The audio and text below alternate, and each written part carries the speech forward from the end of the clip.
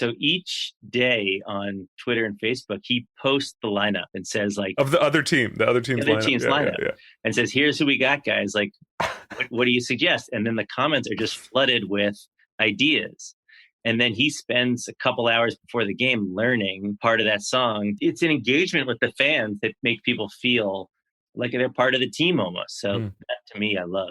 That and so much more coming right up on today's episode of The Pod Spotter.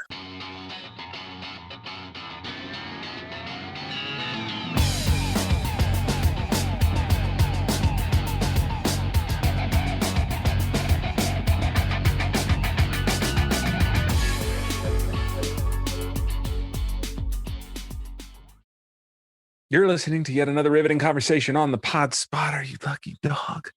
Hey, have you seen the number of podcasts out there? Don't even look. Just meet me here every Monday, and I will have a brand new podcast for you to slip on and try out before you drive it off the lot. And hopefully you find it useful and entertaining. And if you do, tell people to subscribe to our little pod and follow. Word of mouth really helps. Visit thepodspotter.com and on Facebook, Twitter, Instagram at thepodspotter for extra content and info on upcoming shows.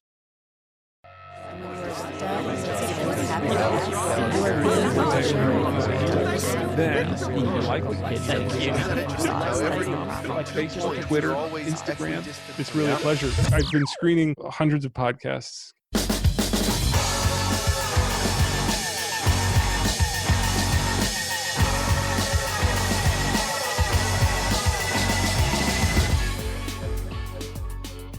I have video of my father doubled over the pool table in his basement, trying to catch his breath from the stress of his beloved Philadelphia Eagles playing the New England Patriots in Super Bowl 52.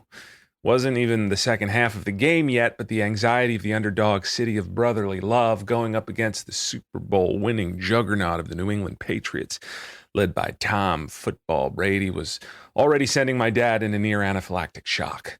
The Eagles were somehow winning with less than a minute left before a halftime show no one remembers because Nick Never Buy a Beer in Philadelphia Again Foles walked over to the sideline during a 30-second timeout and, like the wily gunslinger he is, said two words, Philly, Philly. A nod from Coach Doug Peterson put into motion a play that a few moments later Chris Collinsworth would say on the telecast has the chance to be remembered as one of the greats. The Philly Special. The whistle is blown, the ball is snapped, not directly to the quarterback, but rather to the running back, who then pitches the ball to the tight end, who then passes the ball to the quarterback, who has now become a wide receiver and is standing in the end zone, which puts the Eagles up 22-12, and my dad into a dreamlike state, eyes wide with childlike wonder. A speechless Al Michaels breaks the silence with four words. How do you figure? Deception and sports go hand in hand like gloves and stick 'em. If there's a game being played, then there's someone out there trying to find an edge or an advantage or even trickery. Deception is so much a part of the culture of sports, it bleeds over into the locker room and often makes for some of the best stories ever told. Just ask Matt Waxman, host of the Trickeration podcast, which breaks down the boldest and craziest acts of deception in sports, from on-field shenanigans like Patriot fans running into the end zone to break up a touchdown, to locker room pranks involving a very naked Shaquille O'Neal. Each episode is a deep dive into the hoaxes, stunts, pranks, and just downright cheating that make up the lore around some of America's favorite pastimes. Want to learn how to become a professional stadium sneak? Perhaps you're looking to steal a rival school's mascot? Or perhaps you're wondering how to fill a coworker's car with popcorn? Well, for these answers and more, we turn to Matt the Huckster Waxman. Thank you for being here, Matt. And thank you for sharing this wonderful podcast with us. How are you, sir? I'm doing good. That was a lovely intro, very well written, and sums up exactly what the podcast is all about. I mean, Trickeration was a labor of love for me. I basically was told, what if you could do any podcast in the world, what would it be? And I thought about it for a couple days, and I was like, this is what I want to do. Like, these are the stories I want to tell. These are the people I want to talk to. And so that's what I did. and talking to all these weirdos and people just up to stuff was thrilling every week. Just getting to get inside their minds and hear about this sort of crazy thing that they did in their life and why they did it and how it changed them. And it's your COVID baby, right? You started right around the time everything This was kind of my shut COVID down. baby. Yeah. This is my COVID baby, so it's nice to share our COVID babies together. Yeah. This is your it is it's like I'm listening to like this guy's got the dream job. You talk to like the greatest athletes, all of these people about their favorite stories, the best stories they have, the stories that they'll tell on their deathbed, basically. The other thing is I talked to a lot of regular people, everyday people who had interactions with super famous people. So it wasn't just talking to athletes. You know, athletes are sometimes not the best at regaling and retelling stories, but regular people happen to be even better at this than athletes, of course. You wouldn't be surprised by that. So I'm a person who just likes talking to people and I'm curious about how things affected people. So you're right. It was a dream job. And after, decade of covering actual athletes, talking to other people about sports was actually a nice change of pace. Here's to the cheaters. Nana, nana, boo-boo, The rule benders, the match fixers, the imposters. He skated over to Putin, and I grabbed the back of Putin's sweater, and he looks at me, he's like, what? A glass raised to the schemers, the scammers, the hoaxers, and the pranksters. All of a sudden, here comes Shaq running out into the gym. He's completely buck naked with just his basketball shoes and socks on. This is Trickeration, a new podcast that each week deep dives into bold and beautiful attempts at deception in sports history. Oh, we'll get in a naked Shaq in a little bit, but maybe Matt, just give our listeners a little bit about your background as a sports writer, sports producer. I've been a sports writer, sports producer for about 15 years, and I never cover the actual games. I always cover the crazy and weird stuff that surrounds the games.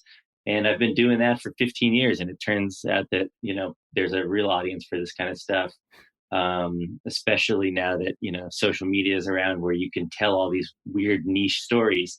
I've worked at, for MLB and PGA Tour and Bleacher Report and all these places doing this kind of thing. And then I found iHeart and they were getting in the sports game and looking for an interview-based show. So that's how we linked up, and that's what we've been doing. Well, I want to start with one that I think sort of sets the tone perfectly for what you guys do. It's a cute little story, the case of the missing bat stretcher. He stuck out his hand and he said, "How's it going? I'm Don Mattingly. Are you going to be working with us this year?" And I think I sort of managed to stammer, I know who you are, Mr. Mattingly. I said, "I'm Matt. I'm the new bat boy." And he said, "Oh, great to meet you." He said, "Listen, I have a job I need you to take care of. I just unpacked all of my bats from spring training. And I don't know if it was the humidity down in Florida or the altitude flying all of our equipment back, but all my bats are coming up a little bit short. And I need you to get me a bat stretcher." What is a bat stretcher, and who did you interview for this story? I found this kid who was a Yankees bat boy in the mid 90s. And, bat boys are, I think, 16, 17 years old at the oldest, maybe 15. And when he got the job on his first day, he showed up and Don Mattingly was the captain and sort of the big star of the team at that time. And he decided to pull a prank on this nervous 15-year-old kid. And he sent him on this goose chase on opening day, right before the game, for 2 hours. Of course, there's no such thing as a bat stretcher. But this poor kid, he never occurred to him to be like, well, Don Mattingly is messing with me. So he's tearing his hair out, trying to find a bat stretcher. He goes across the street to the sporting goods store. He goes to the visiting locker room, and the visiting manager was in on it at the time. So this was a story that he loves telling because it was a time in his life that, like, he was so nervous, and it ended up being like this great moment he had with Donnie Baseball. How do you find folks? How do you find these stories? God bless the internet. Yeah. I mean, I would sometimes spend hours just searching, sports and deception or sports and scams and sports and hoaxes. And I would just find like all these weird Reddit threads and, weird Twitter threads. And just like, I just went so deep in the internet. But anyways, this was a story that I had heard him tell on The Moth. And I had a lot more questions. So I just hit him up and he was happy to talk about it. Was there something you learned from your conversation with him, or an angle or something from the story that you didn't hear from The Moth? Yeah. So he was telling me that, the guys on those mid-90s Yankees teams who were absolutely the ones to stay away from. But he also said Jim Abbott, of any athlete he'd ever dealt with, was the best guy he ever dealt with. And so based on that conversation, I immediately hit up Jim Abbott. And I was like, I need to find a story involving deception about Jim Abbott. And so I called him up and he agreed to do it. And Jim Abbott, of course, was a one-armed pitcher for the Yankees and who threw a no-hitter. And, one of the cool things about this story is it turns out every athlete has some sort of deception going on, whether it's good-natured pranks or some sort of chicanery, some sort of cheating. Every athlete has a story involving deception. And Jim Abbott had two. One was that because he had one arm, he had to do, this very elaborate move with his glove to pitch. And part of the problem with this was he couldn't hide the pitching grip that he was using in the glove. So the first base coach of the other team could kind of see what pitching grip he was using and then relay that information in a split second to the batter. Wow. Abbott talks about how this lack of deception, he wasn't able to hide his pitches, actually hurt him. And he feels like this was a real problem for him, especially with the changeup because of the grip. And so he had to confront first base coaches over his years and try to work around that. And the other Abbott story is Kenny Lofton during Abbott's no-hitter in, I think it was 96, attempted to bunt to break up Abbott's no-hitter in the ninth inning. Now, we all know unwritten rules of baseball, you never break up a no-hitter with a bunt. That's considered very bad form and can get you beamed in the head the next time you face that pitcher. But it's especially bad form when the pitcher has only one arm because, it's very difficult to field bunts when you're a one-armed pitcher. And it involves, again, all this extra movement. So I basically talked to Abbott for 30 minutes about a bunt attempt that went foul that Kenny Lofton attempted in 1996, 25 years ago. So those are the kind of things that I like talking about. Love the Jim Abbott stories. That's awesome that was a thread that you followed from your conversation about Mattingly. Do you yourself partake in practical jokes? I wish I didn't because I find them sort of annoying. And then I find myself constantly pranking my own kids. Like and I feel bad doing it. Like I've gotten fairly good at like sleight of hand with a 4-year-old, and my kid is like constantly asking me to pull stuff out of his ears or other weird places.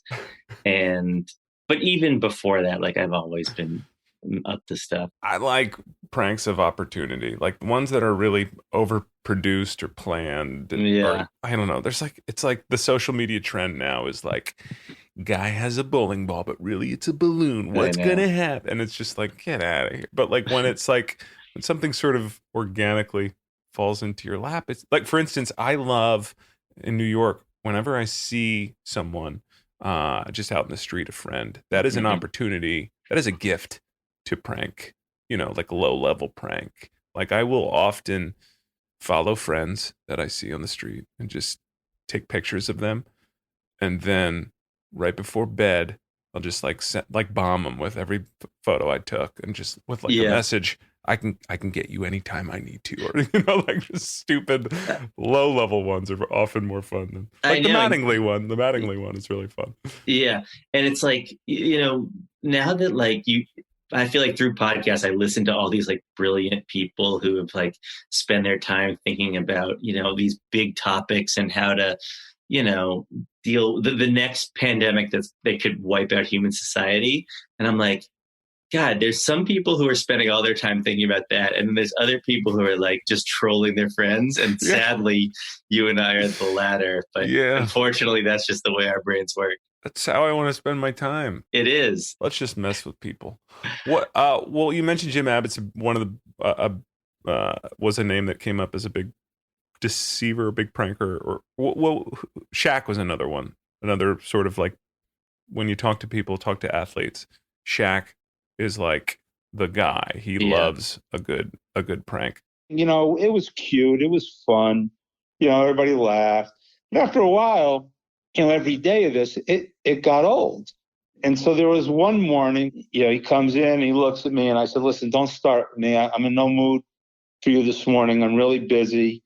And the next thing I know, he tosses me up against the wall and, the proverbial spread 'em thing. And I really, at that point, I was kind of frustrated. So he reached across my face. Like I said, he's 7 feet, 358. So what are you going to do? The only thing I could do was I bit him. I bit him on the hand. And he looked around at everybody in the training room and he yelled, he's resisting arrest. And he went to punch me. And trust me, it wasn't a full Shaq punch, because if it was, he would have killed me. And he got me right square in the back of my pelvis, which dropped me, and I had to get 2 injections. All of the Shaq pranks that you share sound less like practical jokes and more just like assaults or like low-level crimes. He'd just like walk in places naked and just like, hey, I was late. I couldn't find my underwear. Here I am. Yeah, it turns out if you're Shaq, you can do whatever you want, whenever you want. Like that was the takeaway I had. That was Gary Vitti, the Lakers trainer for 25, 30 years. And, he gave a picture of Shaq, which is like, I love Shaq. And Shaq was also like the most difficult person because like the rules of society didn't apply to him. Which is why Shaq was always like naked wrestling, like the ball boy, like he would just tackle someone naked and you can't do anything with Shaq. Like and so that was what I learned. And the stories of him, like, I guess assaulting would be the word, Gary, were great. But there's also a story that Gary told me that was even more shocking to me, which was the Lakers pranking a rookie for like months and making him think he was dating the actress Lucy Liu. You're kidding. And what happened was this rookie, is sitting on the bench and he thinks that Lucy Liu, who's courtside at a Lakers game, is making eyes at him.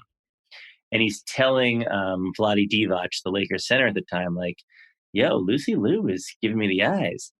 And Divac is like, no, she's not. I promise you. And he's like, no, she is. So Divac ends up changing his voice message, getting someone to pretend to be Lucy Liu on his voice message and texting the rookie and saying like, hey, I'm Lucy Liu. I saw you at the game. And the rookie calls the number and hears Lucy Liu's voice. And he's like, oh, it is Lucy Liu. And for months, the player is texting back and forth with Lucy Liu of Charlie's Angels fame. And he's coming into the locker room every day and telling Kobe and Lamar Odom and all the players, like, yo, I'm in a relationship with Lucy Liu. It ended up sort of ruining this guy's career in a way because everyone was just laughing at him behind his back. And he kept doubling down and started making up stories about how, like, no, I've actually like been on dates with Lucy Liu. Like, and then the story ends with Divac renting a limo, outfitting it with hidden cameras, hiring a fake chauffeur, and picking this guy up and taking him to a fake date with Lucy Liu. And he goes inside. Instead of Lucy Liu sitting at the table, it's Kobe Bryant sitting at the table. The guy still doubles down and says, no, she's coming. She sent a limo. And finally, after about 5 or 10 minutes, he looks around at everybody there and he goes, "Okay, you guys got me." You got me. That's the way to handle a prank. The people on your pod that are just like, you got me. Like, great. Ends there. The doubling down just gets you in trouble. That little tangled web we weave. Just take it. Clearly, you are an expert in trickery and deception, but are you, sir, an expert at your own podcast? We play a little game in these parts called How Well Do You Know Your Pod? I'm going to ask you 3 questions based on your podcast. Answer correctly, and this little trickeration coaster is going on the pod wall of swag behind me. Are you ready for a little segment we call How Well Do You Know Your Pod, Matt? Well, I just have a couple of questions before I engage in this. Any true gamesman should, yeah. I mean, I'm not just going to agree to this. No one told me we were doing this, and I need to vet it with my lawyers. But do people usually know their pods or not? Always. Almost always. I think 1 or 2 haven't. I'll give you soft. I don't make it too hard. All right, but hit me with some generally, softballs. I'll tell you this. The people that live their pod, that love their pod, that have created their own sandbox, they get it. All right, let's do it. All right, how well do you know your pod? Question number 1. This is from How Derek Jeter Made the Rookie Cry. Brian Cashman is the GM and senior vice president of the New York Yankees, but according to your pod, he's also famous for regularly deploying a fart machine in high-pressure situations and meetings. What is the name and model number of the fart machine referenced in the Jeter episode? Yeah, I have no. I think it's like the Fart Machine 3000 or 9000, but I would not bet I'm right on either of those. Let's have a listen to Cashman's fart machine. So his longtime assistant GM Gene Afterman told me that like he used to use basically this like really crappy version of it, this like kind of rundown fart machine that kept breaking. And so she got him what she calls the Fart Master 4000, which was like a souped up, better version of it. And Cashman has since told me, and he even on the phone, like recited like the exact model number and brand that he buys. He has bought repeated. He said he's blown through multiple ones of these and he just has to keep buying more. That's our first farts on the podcast. So thank you. I haven't had honored. And you know, it's funny because it was the 4,000, but I remembered he had the 3,000 and then he was looking at the 9,000 and it was too expensive. So I got turned around a little bit. It is the Fart Master 4000. That's 0 for 1. I can't take, according to our producers, we can't take Fart Master 3000, I'm afraid, but lots more questions here. Awesome hearing about Cashman, the 10-year-old. All right, The Art of Sneaking In. This is from the episode The Art of Sneaking In. In The Art of Sneaking In, you speak to a professional sports event sneaker inner guy. According to him, what is the biggest no-no when it comes to choosing which games you sneak into? The biggest no-no. Think about that. That was like episode 3. He has a code. You ask him about his code. I don't remember what it was. Do you not love your podcast? Do you hate your podcast? Is that what's happening? Yeah, I can honestly tell you I've never listened to the podcast because well, you'd be a horrible narcissist if you did. You should. Yeah. So just record them and let them go. All right. The biggest no I would say is taking someone's seat. No, I don't know. I actually have no idea what it is. Let's listen. I think that if your team is on the verge of doing something special, you know, the Blues, when they were in the Stanley Cup final, those were not games I considered sneaking into, because as confident as I am and as foolproof as my system is, there's still in the back of your mind during a game a worry that someone could recognize you, that you could get caught. And I wouldn't want to ruin a really special game for one of my teams. 0 for 2. And how many are we doing, just so I can turn the how it's much time 3 back? But okay. I always prepare a little bonus question just in case somebody goes 0 for 3 and 4. you can get it. You can bring it back with the bonus. Yeah, and I'm also just I'm taking it as a badge of honor that I don't know these, because it's a testament to how many episodes I was able to do. You're just so busy, you know. You're just so busy cranking them out. You can't have time to go back. All right. So what's question 3?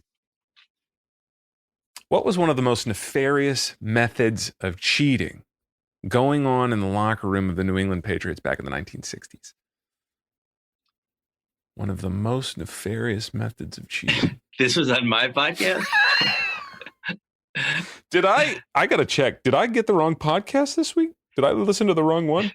Let's see, the nefarious cheating in the 61. I have no idea. 60s. Do you remember the episode? Give me a clue. It's something the players did to each other's uniforms. That's a great question. I'm gonna pass. He passes. Can I ask you this? When someone says that's a great question, like on your podcast, you're like, do you take it as a badge of honor, or I do you just I love my favorite question. You don't like that? I used to, but now I think they're just stalling when they say that's a great question. Well, you know about human psychology, and people often do that. But my favorite thing is when people say, no one's ever asked me that before. Oh, that's the one I really like. Jeez. But I do like that's a great question, but I probably am not as veteran as you are, so you've heard it more. I don't know what were the Patriots. Tell me, this is thrilling. I can't wait to hear this about the Patriots. It's a really good podcast. You should listen to it. It sounds awesome. Listen. I would say that probably the most nefarious thing that we did that I was personally involved in is that we used to spray our offensive linemen with silicone. And, it prevented a defensive lineman from grabbing an offensive lineman's jersey, or at least it helped prevent it. Now, they did not have a rule prohibiting that, but they did after somebody figured out, I don't know, one of the guys that we were spraying with silicone went to another team and said, hey, New England doing this. So that was probably the most nefarious thing that we did. And then the league outlawed that. An organization's just steeped in cheating. Long before Deflategate and before Tapegate, there was Silicone Gate. This is fascinating. I'm really enjoying this. How was that listening to your podcast and hearing it? It kind sounds of for the first good. Time? The audio sounds good, and the topics are fascinating. I mean, this sounds like a must listen, and I can't wait to dig through the archives.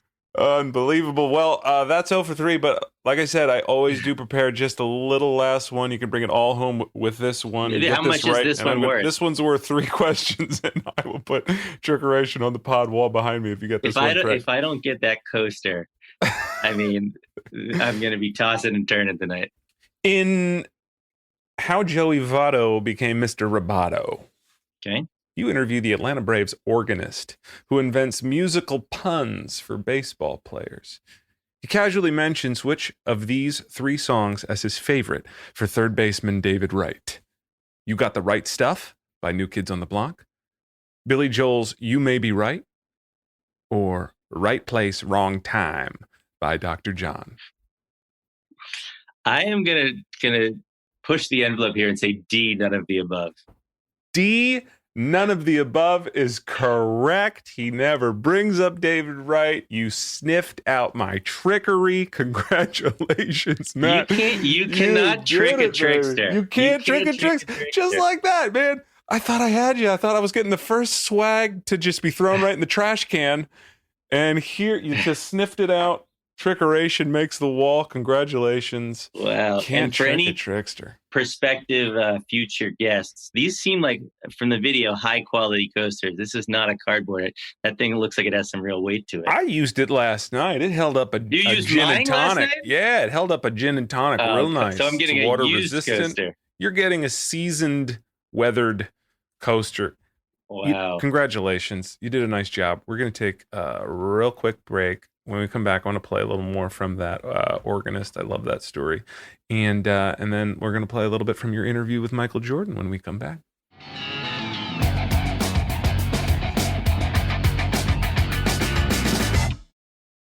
Well, you wouldn't buy a car without driving it or go on a date or two before marrying someone. So why not join me every Monday and just sample, take a little bite out of a pod or two before you make it all official and add it to your library. Commitment free, no strings attached, just you, me, and the host of an exciting new podcast. If you haven't already, please leave a review on iTunes. Check us out on our fancy website at thepodspotter.com and tell your fellow lovers of pods about what we're doing here. We're polyamorous, baby. We're playing the field. We're listening to everything.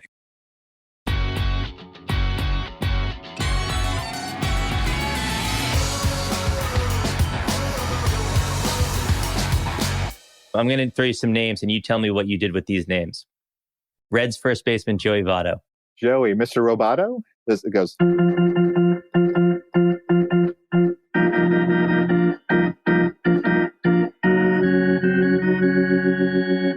How about Ryan Howard when he was playing for the Phillies?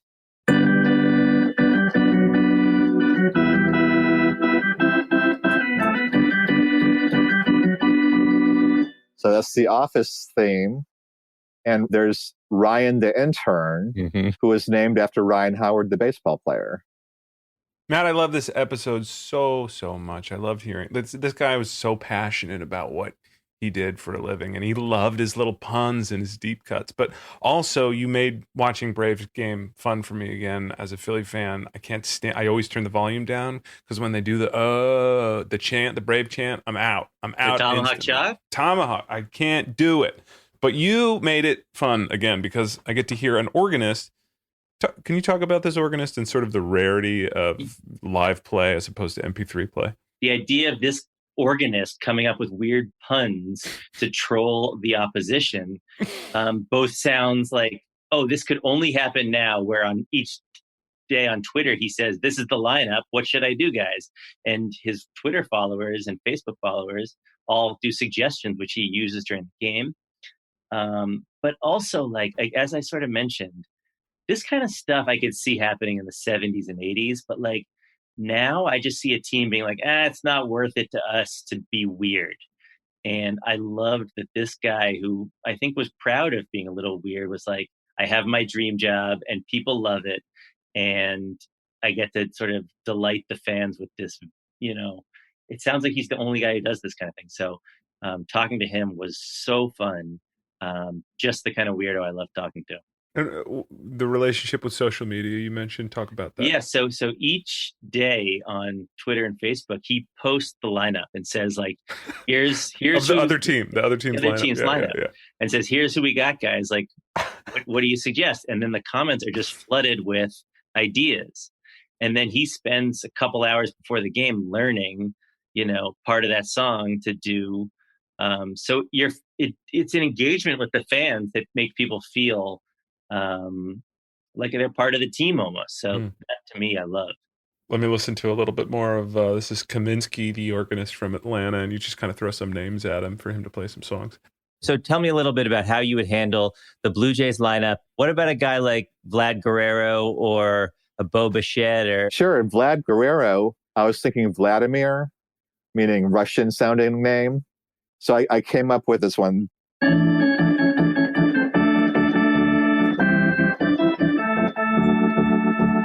Back in the USSR.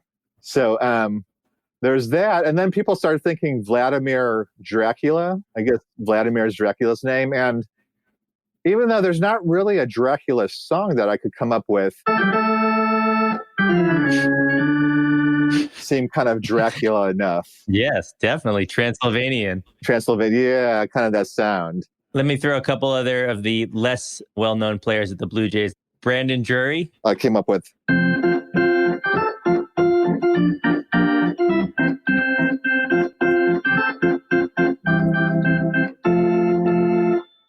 And what's the connection to Brandon Drury? The Muffin Man lives on Drury Lane.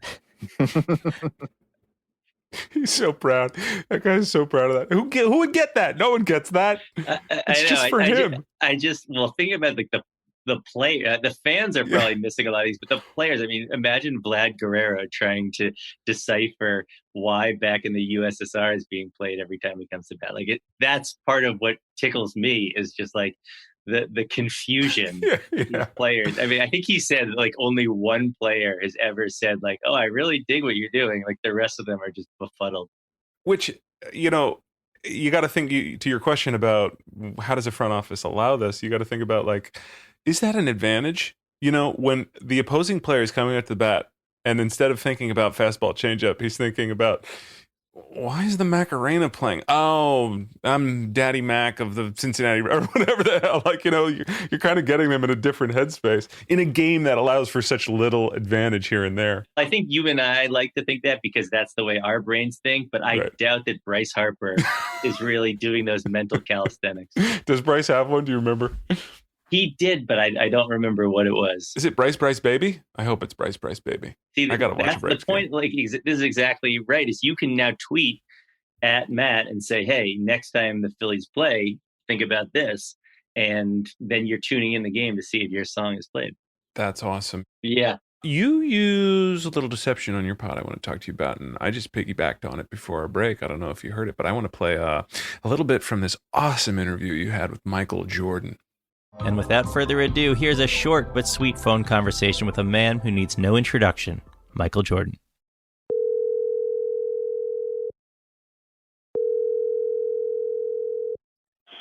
Michael Jordan. Michael, Matt Waxman from the Trickeration podcast. How are you doing? I'm good, man. How are you today? I'm doing great. Thank you for speaking with us today. I'm sure you're very busy. The book is The Company of Demons. And for people who haven't heard the story or haven't heard of the book, how would you describe it?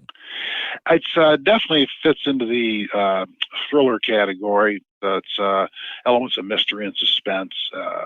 So it's won awards in those different types of categories. Who the hell is that guy? That's not Michael Jordan. No, that is Michael Jordan. Which Michael Jordan? I'm listening to a sports podcast, and you tell me you have an interview with Michael Jordan. I'm thinking there's one guy, and it's this other Michael Jordan. Listen, that's not my fault. You're so narrow-minded that you think there's one guy named Michael Jordan. You know, this Michael Jordan shows up at book signings to at least 20% of the people are disappointed it's him and not Michael Jordan, the basketball player. Okay, no, maybe not 20. 20 is probably a little high. Yeah, and on this episode, I think people were disappointed as well. But you know, it's a podcast.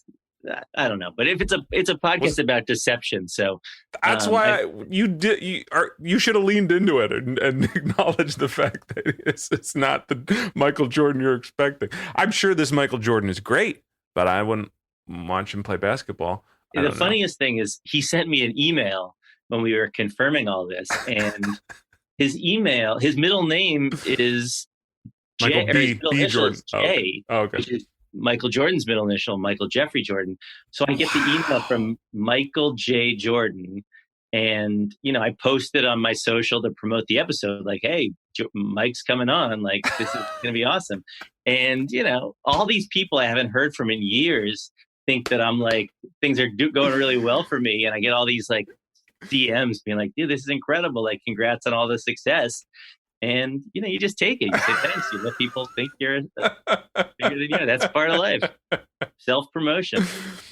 I love it. Yeah. Do you have any favorites, or which ones do you like to talk about? Which pranks do you like to talk about when people talk to you about your podcast? Well, one interesting thing that would happen is a lot of times I would call guys to talk about X, and we'd be talking, and then the story kind of would meander, and I'd be like, "Oh, this is like a decent story," and then they would like say an aside, and I'd be like, "Wait, what did you just say?" And that happened. I was talking to this guy who used to sneak all this audio equipment in to announce Dodger games in Dodger Stadium because he wanted to become a Dodgers announcer, and he eventually did.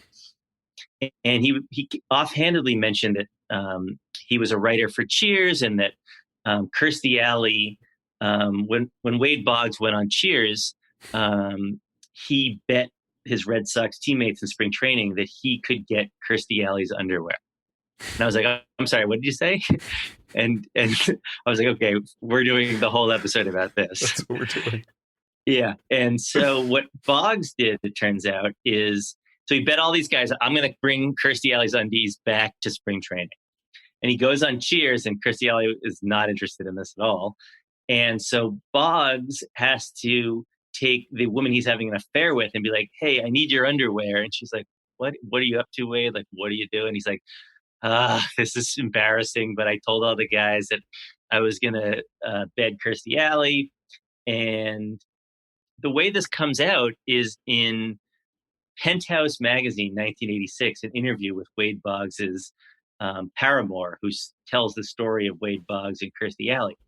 So this guy tells me the story, and I'm like, "This is cool, but I want to hear the woman's story," and I can't find her. She's totally disappeared. So now I'm on eBay buying 1984 issues of Penthouse, which, I mean, you really got to cover your search history and all your buying history on eBay. But I track the thing down and get the whole story. So, this was a story that like didn't need to be retold. But I felt like this, if ever there was a podcast that needed to spend 15 minutes going step by step on how Wade Boggs pranked or tricked his teammates into thinking he slept with Christy Alley, I was the man to do it. So how does this story end? In 2017, out of the blue, Boggs tweets a screenshot of him and Allie on the set of Cheers, to which Allie replies, "We had some fun that week, huh?" with a kissing emoji. Allie then follows up with a clarifying tweet saying they were both happily married at the time and nothing happened, to which Boggs tweets back, "Strictly professional." So in other words, as with everything, everyone is lying here about everything. The end. Which trickeration would you say is was the most life altering for the tricky? You know, the consequence of doing the thing. One guy who was a student at Arizona State, he decided, it was his senior year. He wanted to go out in a blaze of glory. And he spent this football season sort of studying the referees and what they did. And he bought a ref's uniform and ran onto the field right before halftime and stopped the play in the middle of the play. And then he tried to get the ball from the refs, and all of a sudden security's running after him. And while security and the refs are sort of trailing this guy, the two teams use that opportunity when the refs aren't looking for an all-out 22-man brawl to start. And it was something that, like, the cops got involved because I think, he technically impersonated security at one point, and that was a potential felony. And he was working for the government doing interesting lab work with animals. And this kind of was having a felony on his record was hurting him with his employment. So that was bad. And he still was like, you know what, though? This was worth it to me. I just explained it to people, like, what the felony was. And I may have lost out on some grants along the way, but like this story, I consider to be sort of define who I was and the kind of stuff that I was interested in college. I love that sort of bow that he puts on the episode there when he says that. I pulled that audio, and I think it's a compelling argument for just doing it because, as we said earlier, like, these are the stories you're going to have when you're 90, It turned out in the end to just be something that I could have for myself. I wasn't trying to go viral or anything like that. It was just for the story. It's a story that I can tell again and again. And that was the point of it, was to have the story that I'd be able to tell. And I'm always going to have that. Matt, anything coming up to tease? Is season 2, or what's next in Trickery Land? Yeah, so I'm working on the story of Mr. Jello right now, which has been a labor of love. Of course, when you find out that there was a season-long Jello prank in 1982 with the Seattle Mariners, you immediately can't sleep until you're the one who's told that story. So I've interviewed the manager of the 82 Mariners, Renee Latchman. I've interviewed the 3 perpetrators led by the ringleader, Larry Anderson.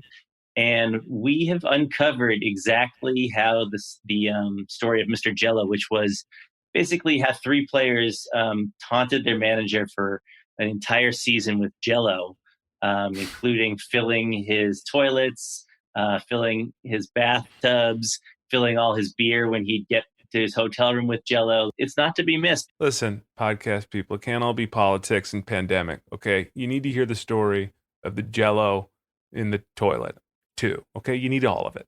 You need the whole human experience. Any piece of audio, Matt, that you could think of, an expression or a song or something from your first season that you'd like inducted into the Podcast Hall of Fame when it is inevitably built? Well, I think the one piece of audio that I uncovered that I was like, well, that was actually some real news was with Bobby Valentine, who we all know his greatest bit of deception was wearing the fake mustache to get back into the dugout after being ejected with the Mets. But I went up to talk to Bobby, who's the athletic director, I think, at Fairfield. And in talking with him, he mentioned that was not the first time I wore a disguise to get back into managing a game. I actually did that with the Angels when I was a manager then. So that to me was like, oh, okay. That was in the pilot. And I was like, all right, I'm uncovering some stuff. I'm on the right track. And so if people want to hear a little bit more about how Bobby came up with the famous mustache prank, which everyone knows about, check out the Bobby V episode. You know, I got suspended when I was with the Rangers and thrown out of the stadium. I wasn't allowed to come back the next day in the stadium. It was the Metrodome, and I wore a similar disguise and sat in left field bleachers. That's kind of your MO. That's your thing. You're not interested. You're not there for the story that everyone knows. You're like, you want the stuff around the edges. Yeah. And sometimes we would ask people about stories that were kind of well told, but we tried to figure out a different angle. I was looking to tell fun, weird stories that people didn't know about, or if it was a story you did know about, let's find a new angle. You must get just inundated with people all the time, just saying like, "Hey, can you do Maradona's handball in '75?" Like, what? Yeah, I did have a so tip much. line, and a bunch of those tips led to episodes, and then a couple of them were like, "Yeah, how about the old hidden ball trick? That's a good one, right?" Awesome stuff, man. Well, it is the last 5 minutes of our podcast, which means no one is listening. They've stopped multitasking. They're done cooking. They're done jogging. No one is here. It's just the two of us, which means we can talk about whatever we'd like. You can tell off a former lover, an ex-girlfriend, ex-boss, whatever. No one's here, man. It's just us. I have something that I want to talk about now that you bring this up, but I want to hear about the kinds of things that you're like, are you sure you should be telling this? Has that come up before? We did have somebody admit to a murder, but they were just goofing. It was a goof. But, it's a mixed bag because sometimes I'll go first and I'll be like, I stubbed my toe this morning and I yelled the F word and my daughter looked at me, and then they'll be like, my mom died too young. And so it's just like, I don't know. It's the nature of the last 5 minutes. It's all over the place. It could be whatever. And typically when people when it's not planned, it's fun. When it is planned, it's fun. It's just a mixed bag. No one's here, so it doesn't speaking matter. Speaking of the murder, I have had one story that I have spent too much time researching. And I think one of the greatest athletes in American sports history may have committed murder with someone in his own family. And I suspect them. But I am not going to tell that story because I don't think you really want to, even though the marathoners and the cooks who only listen to 25 minutes or however long this podcast is may have tuned out by now. I don't really want to come on here and accuse one of the greatest athletes of all time of murdering someone in his family. But I do actually think that there's a good chance it happened. But I can see by your reaction, you're curious. I think I know who it is. Is it a fighter? No. Oh, shit. Okay. What does the name rhyme with, maybe? What does it sound like? Darls Narkly? Biker Goods? If it's OJ, we know it's OJ. We got OJ. It's not OJ. Interesting stuff. And also, boy, I stubbed my toe this morning, but also I was so mad. I'm actually going to go the other way with it and go bigger. Try to go bigger. I don't know. Maybe. I don't know. I joke every week about this is the last 5 minutes. No one's listening. But it turns out, Matt, that no one has been listening to the whole episodes. And our listenership is plummeting. And this is actually this is the final one. This is the last one, the last of the last 5 minutes and the last of the pod for now, unless somebody else comes along and picks it up and takes it over. But I just wanted to take this opportunity to thank, the creatives and to people like you that have shared their passion and their love of this medium that I have loved week after week, coming in here and that's business.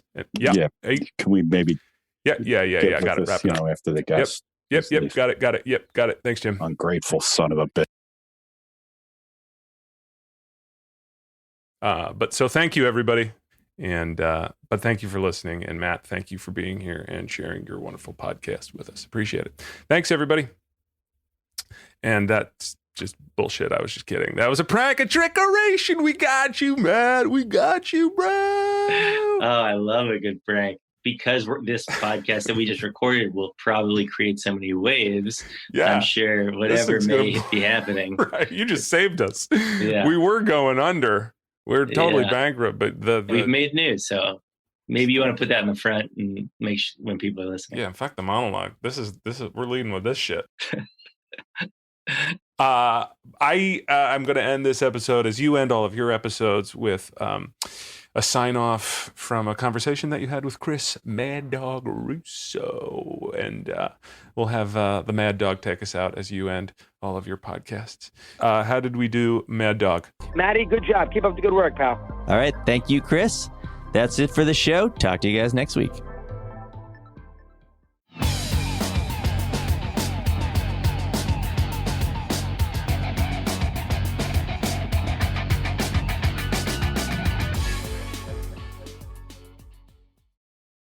We're always looking for new suggestions on a fresh batch of pods. Please tell me what you're listening to and who are the hosts you want to hear from via thepodspotter.com or Facebook or Twitter or Instagram at thepodspotter.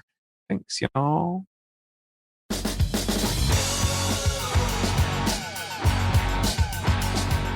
This has been Zach Robidas. The Podspotter is created by the Price Brothers, produced by Oink Inc. Radio, associate producer Tori Adams, and is recorded and produced at Baker Sound in Philadelphia.